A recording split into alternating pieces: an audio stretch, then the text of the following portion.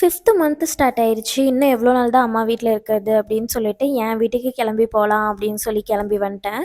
கிளம்பும்போது என்னமோ ஜாலியா தான் கிளம்புனேன். கூடயே என்னத்த தூக்கிட்டு வந்தேன்னு தெரியல. தலைவலிய தூக்கிட்டு வந்துட்டேன். தலை பயங்கரமா வலிக்க ஆரம்பிச்சுருச்சு.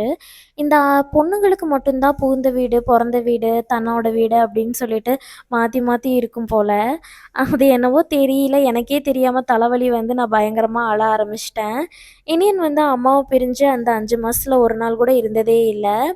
அம்மாவும் வந்து இனியன பிரியறனால அவங்களும் கொஞ்சம் ஸ்ட்ரெஸ் எடுத்துட்டாங்கன்னு நெனைக்கிறேன். நைட்டு ஃபுல்லா அவங்க தூங்கவே இல்ல. நானும் அழுகுறத பார்த்துட்டு கண்ணா என்ன சமாதானப்படுத்தி பார்க்குறான், என்ன தூங்க வைக்க ட்ரை பண்ண பார்க்குறான். என்ன பண்ணாலும் எனக்கு தூக்கமும் வரல, அழுக தான் வந்தது.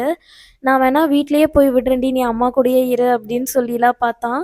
என்ன சமாதானப்படுத்தவே முடியல கண்ணானால. என்னாலயும் சமாதானம் ஆக முடியல. அது ஏன்னே தெரியல. அம்மா வீடு இங்கேருந்து ஒரு 2 கிலோமீட்டர்ல தான் இருக்கு. 2 கிலோமீட்டர்ல இருக்க எனக்கே இவ்ளோ அழுக வருது அப்படின்னா, ஊர் விட்டு ஊர் போறவங்கலாம் எவ்ளோ கஷ்டப்பட்டுருப்பாங்க அப்படின்னு சொல்லிட்டு அன்னைக்கு நைட்டு தான் நான் யோசிச்சு, மனச தேத்திக்கலாம் அப்படின்னு சொல்லி ட்ரை பண்ணேன்.